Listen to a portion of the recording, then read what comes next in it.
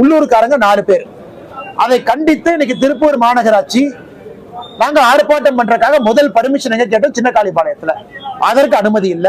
ஊரு ஃபுல்லா கர்ஃபியூ போட்ட மாதிரி போட்டு வச்சிருக்காங்க. 2வது நம்முடைய மாவட்டத்தினுடைய தலைவர் மாநகராட்சியில கேட்டாங்க, சொல்ற இடத்துல செய்யறோம், அதுவும் இல்லை. நான் சென்னையிலிருந்து வந்து கோயம்புத்தூர் வந்து இந்த ஆர்ப்பாட்டத்துக்கு வருவதற்காக என்னை சென்னை கோயம்புத்தூர் வீட்டு சிறை வைப்பதற்காக முயற்சி பண்ணாங்க. மருத்துவமனைக்கு போனேன், மருத்துவமனையில அங்க 4 காவல்துறை அதிகாரி.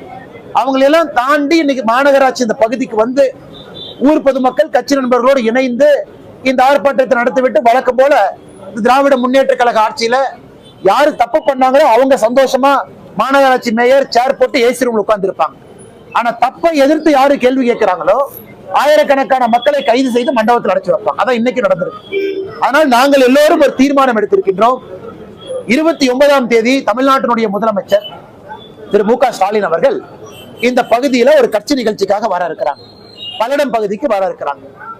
அன்னைக்கு சின்ன காளிபாளையம் இடுவாய் கிராமம் அந்த பகுதியினுடைய மக்கள் எல்லாம் பாரதிய ஜனதா கட்சியோடு இணைந்து முழுவதுமாக முதலமைச்சருக்கு கருப்பு கொடி காட்டுவது என்கின்ற முடிவை மண்டபத்துக்குள்ள ஊர் மக்களோடு எடுத்திருக்கின்றோம்.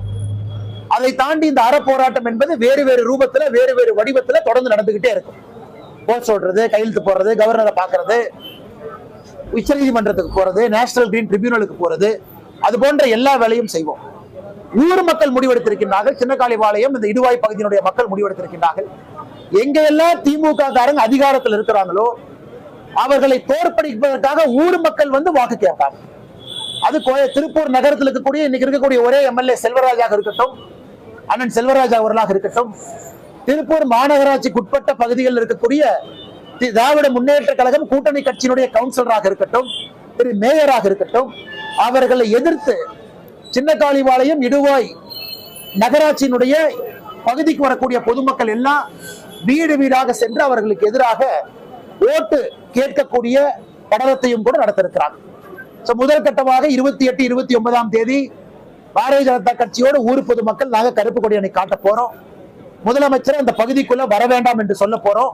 இப்படிப்பட்ட மோசமான ஒரு மேயரை கொடுத்ததுக்காக, இப்படிப்பட்ட மோசமான ஒரு நிர்வாகத்தை நடத்துவதற்காக இன்னைக்கு இந்த முனிசிபாலிட்டி கார்பரேஷன் இந்த துறையினுடைய அமைச்சர் திரு கே.என். நேரு அவர் மீது என்போர்ஸ்மெண்ட் டைரக்டரேட் அமலாக்கத்துறை 2 நோட்டீஸ் அனுப்பிச்சிருக்காங்க.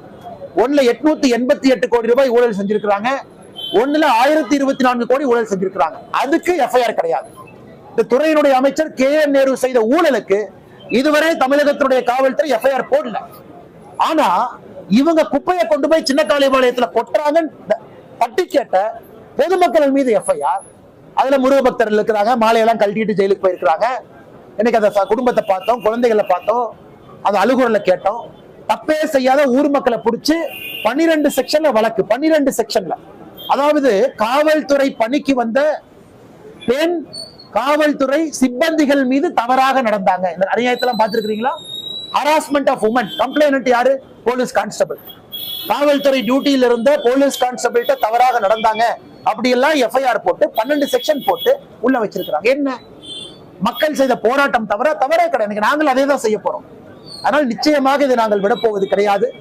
இதை ஒரு தீர்வுக்கு கொண்டு செல்லும் வரை நாங்கள் விடப்போவது கிடையாது. எங்களுடைய மேயரோ மக்களுடைய அதிகாரம் பெற்றிருக்கக்கூடிய கவுன்சிலரோ அடிப்படை வேலையை செய்யாம, குப்பையை பிரிக்காம, குப்பையை திருப்பூர் மாநகராட்சிக்குள்ளேயே சுத்திகரிப்பு செய்யாம அதை கொண்டு போய் பக்கத்து கிராமத்துல போட்டு அந்த கிராம மக்களுக்கு பெரும் பிரச்சனை ஏற்படுத்தி கொண்டிருக்கின்றார்கள். இது முதல் பகுதிகள். இன்னைக்கு ஆர்ப்பாட்டம் நடந்தது, காவல்துறை தடுத்தும் கூட ஆர்ப்பாட்டத்தை நடத்தினோம். காவல்துறை கைதுக்கு கூட அஞ்சாமல் ஆயிரம் பொதுமக்கள், பாரதிய ஜனதா கட்சியுடைய தலைவர்கள், தொண்டர்கள் வந்திருக்கின்றார்கள். எல்லோருக்கும் இந்த நேரத்தில் எங்களுடைய மனப்பூர்வமான நன்றிகளை தெரிவித்துக் கொள்கின்றோம். மக்களோடு தொடர்ந்து இருப்போம் என்கின்ற உறுதிமொழியும் கூட இந்த நேரத்தில் உங்களுக்கு நாங்கள் கொடுக்கிறோம்.